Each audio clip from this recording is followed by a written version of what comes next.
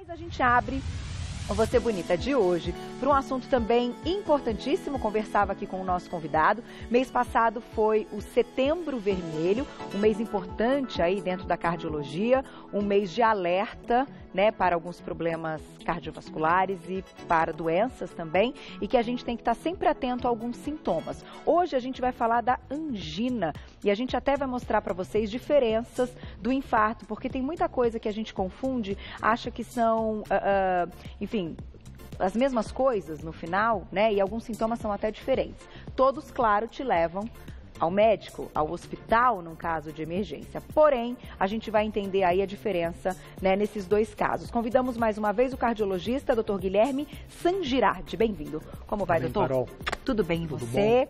Foi um mês produtivo, então, de setembro, nessa campanha bacana que vocês fizeram aí do Setembro Vermelho? Sim, porque as doenças cardiovasculares são as principais causas de mortalidade no Brasil e no mundo. Então faz todo sentido a gente conversar sobre esse assunto e tentar orientar os pacientes, os teus telespectadores sobre esses fatos que acontecem, né? E sabe, doutor, que eu acho interessante que mesmo que a gente fala muito e a gente abre espaço para isso, eu acho fundamental, até para que as pessoas saibam os sintomas, a gente sempre tem aquela ideia que não é algo tão grave quando vem um sintoma, que a gente vai citar alguns, que podem até, gente, passarem por sintomas muitas vezes de dores no estômago, de outros problemas. Então a gente sempre acha que não é tão grave. Mas no caso das doenças cardiovasculares, importante pensar na possibilidade, porque caso seja, é fatal, né, muitas vezes. Sim.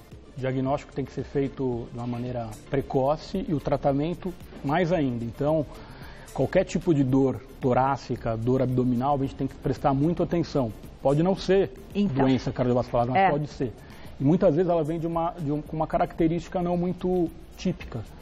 Não é aquele caso de livro que a gente fala de uma dor torácica opressiva, pode ser uma coisa diferente, uma dor no estômago, uma sensação de queimação. Até um desconforto, né? Então isso pode confundir um pouco as pessoas e deixar que elas passem de procurar um serviço de emergência, o teu cardiologista. Então. Isso pode ter uma consequência muito ruim. É o que eu penso, por isso acho também que ainda é um dos problemas que mais mata no Brasil, porque eu acho que a gente tende a achar que é uma coisa menos grave. Então, a gente vai começar colocando um ilustre, até para as pessoas identificarem e entenderem o que é, então, o caso de uma angina, e você vai explicando para a gente. Olha lá. O que acontece nesse caso? Bom, as artérias coronárias são as artérias responsáveis pela irrigação do músculo cardíaco, do miocárdio. E a doença aterosclerótica do coração, a doença aterosclerótica da coronária, é a formação de placas de ateroma, de gordura, nessas artérias coronárias, que com o tempo podem causar uma obstrução e limitar o fluxo de sangue para o miocárdio. Tá. Quando essa obstrução chega num limite e que o coração não consegue mais ter a oferta adequada de oxigênio, o paciente vai começar a ter sintoma. O sintoma típico de doença coronária é a angina. Tá. É uma dor opressiva, em aperto, que é frequentemente desencadeada por um estresse físico ou emocional, e que melhora ao repouso. Então esse é o primeiro sintoma de doença coronária. Então tem relação com a parte emocional também? Tem, o estresse emocional aumenta a frequência cardíaca, o coração precisa de mais oxigênio. Se tem uma placa obstrutiva, isso vai causar um bloqueio, não vai chegar um suprimento adequado de oxigênio para o miocárdio. Então o primeiro sintoma, classicamente, é angina.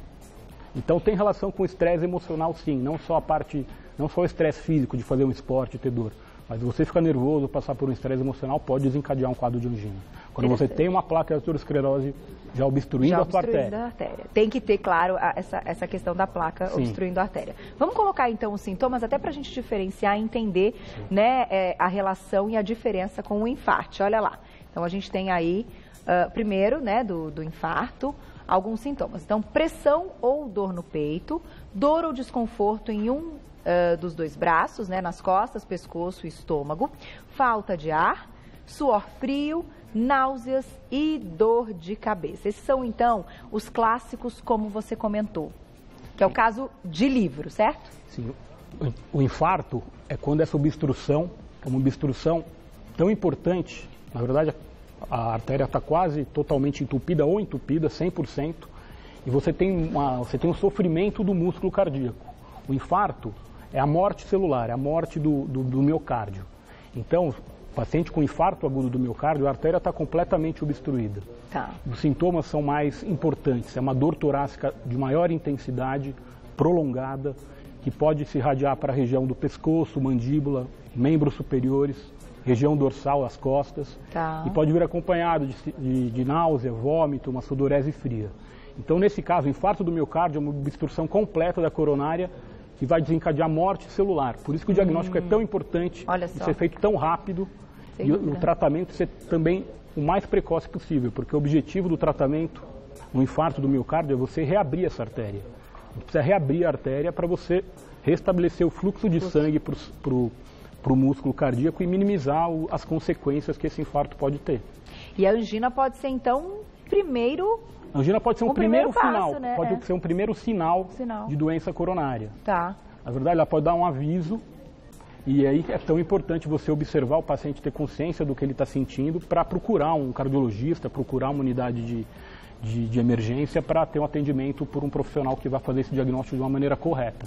Inclusive, a gente vai colocar aqui os sintomas, então, da angina, porque serve como alerta e o sinal. Como vocês mesmos dizem aqui, já disseram várias vezes, esse seria um quadro, até um quadro melhor, vamos colocar dessa forma, porque a pessoa tem ainda a chance de marcar esta cirurgia e fazer isso previamente, não, claro, no caso de urgência, né, doutor? Sim, a angina pode ser o primeiro sinal, por isso que é importante ficar muito atento, porque daí você pode não ter a consequência do infarto. Sim, a angina está fazendo um exercício, sente dor no peito, é uma coisa.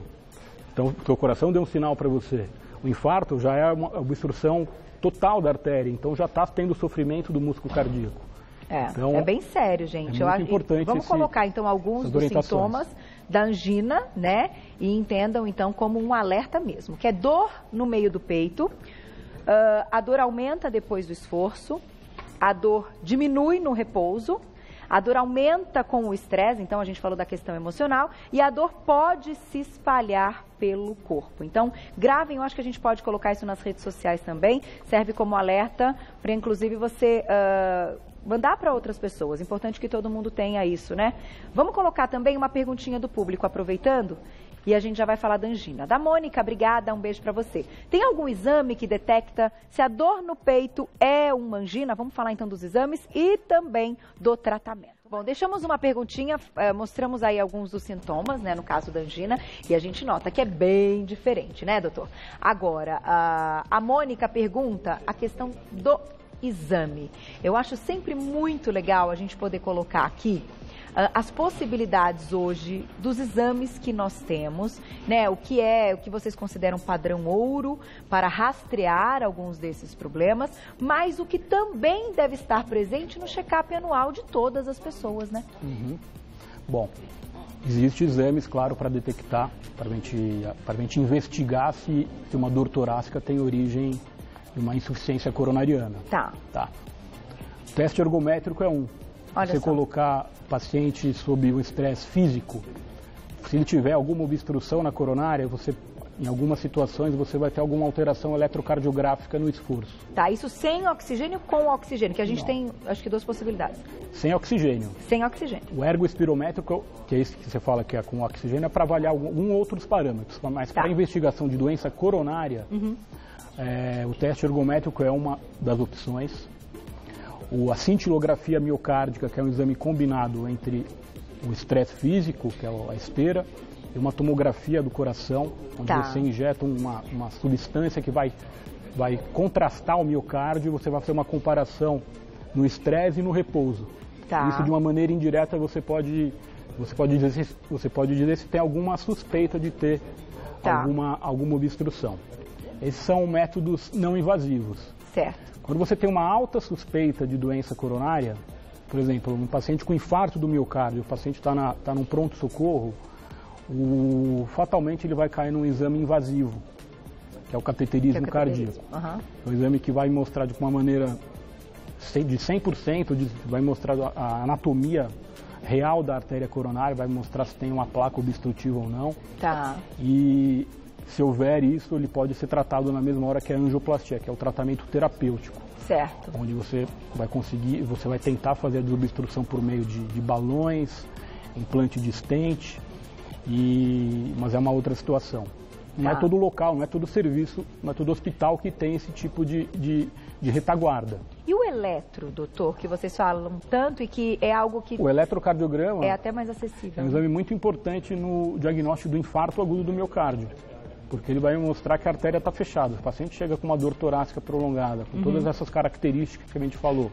O primeiro exame a ser feito no pronto-socorro é o eletro. Eletrocardiograma. Tem que ser feito até 10 minutos do paciente, que o paciente chega no pronto-socorro. É um protocolo. Muitos hospitais têm unidades de emergência, de dor torácica. O primeiro exame é o eletrocardiograma e que vai dirigir toda a terapêutica, todas as medicações e qual vai ser o desfecho dos exames que vão serem feitos. Eu vou colocar mais uma perguntinha do público e a gente ainda vai falar mais da angina, né, que é o alerta. Olha lá. Na tela, então, quem escreveu pra gente. Obrigada, Vanessa. Um beijo pra você. Bradicardia tem alguma relação com angina? Em alguns casos de infarto agudo do miocárdio, como coronária direita, por exemplo, o coração tem duas coronárias, a coronária esquerda e a coronária direita. Quando a coronária direita tem uma obstrução muito importante, os sintomas é a dor torácica prolongada, mas ela pode vir associada com uma bradicardia, que é o batimento cardíaco um pouco abaixo de 50 batimentos por minuto. Então pode ter relação. Pode ser que venha junto ou não. Pode ser que venha junto ou não. A gente não pode falar que bradicardia é igual a angina. Que é diferente. É diferente, mas alguns quadros de insuficiência coronária aguda da coronária direita obstruída podem ser acompanhados de bradicardia, frequência cardíaca mais baixa. Mais baixa. Aproveitando, você trouxe algumas coisas aqui, vou pedir para os meninos mostrarem. É interessante a gente poder também ter aí uma proximidade, né, com o que vocês usam, até para a gente reconhecer. Eu trouxe um material para ilustrar os telespectadores e mostrar exatamente o que é um catéter. O catéter é isso que eu estou te mostrando aqui. Uma sonda que a gente vai colocar no paciente por meio de uma punção. Que pode ser ou pela artéria femoral, que é uma artéria que passa na região inguinal, ou na artéria radial, que é uma artéria do braço. Certo. Então esse exame é um exame invasivo, que a gente, quando você tem uma alta suspeita de doença coronária. Que é o cateterismo. Que é o cateterismo. Que hoje, eu me lembro que eu fiz essa pergunta para uma médica que esteve aqui, cardiologista, já há alguns meses, e a gente falou muito do cateterismo, que as pessoas ainda têm um certo receio né, no preparo e tal, e até, enfim, em aprovar e assinar ali o termo para fazer o cateterismo. E eu me lembro que ela disse que hoje é algo muito seguro, que as pessoas então tenham aí mais tranquilidade quando necessitam do exame. Sim, ainda é um exame que a gente considera um exame invasivo, então é um exame que tem que ser indicado quando você tem uma alta suspeita de que haja alguma doença nas coronárias. Mas sim, o desenvolvimento dos materiais trouxe uma segurança muito importante. Então, se a gente comparar com 30 anos atrás, quando todo mundo tinha muito medo, hoje as taxas de complicações são muito baixas, a gente tem muita segurança em fazer o exame. O exame tem que ser feito em ambiente hospitalar, anestesia local, o paciente fica acordado, o exame demora de 30 a 40 minutos. Então, tem muita segurança em ser feito. Um exame importante quando você tem uma alta suspeita, não é um exame que é prescrito para qualquer pessoa. Ele já é um outro passo, né? E eu comentei porque isso acontece mesmo, e é claro, nós que não somos da área médica, mas que estamos também, né, pensando nos casos de familiares, de amigos e que passam por isso, até para que as pessoas fiquem com mais tranquilidade, terem uma informação aqui de qualidade nessa questão, né? Porque muitas vezes quando o quadro está acontecendo e a pessoa tem ali o diagnóstico, ela não tem nem discernimento de ter uma conversa com o médico e de entender a questão. Então, eu acho legal a gente ter sempre a informação quando a gente não está passando pelo problema, porque a gente guarda aquilo e talvez no momento que a gente precise a gente use de uma forma mais sensata. Né, doutor? Não é fácil. Esses momentos e essa área, principalmente falar de doenças desse tipo, não é fácil, né? Porque emergência é uma situação de estresse, então a família sofre, então fica essa angústia. Aí. E eu vou fazer um agradecimento ao doutor, então lembrem-se, a gente vai colocar nas redes sociais os sintomas, para que todo mundo tenha acesso e quando precisar até, né, tenha como um lugar ali a rede social, o Instagram do Você Bonita, para você checar, ler de novo e passar para outras pessoas, né, que você goste, que queira que estejam sempre bem. Obrigada, doutor Guilherme Sangirardi, cardiologista, mais uma vez com a gente. O telefone de contato é o 3539-0084. 3539-0084. Obrigada, doutor. Obrigado, cara. Até a próxima, viu? Obrigado.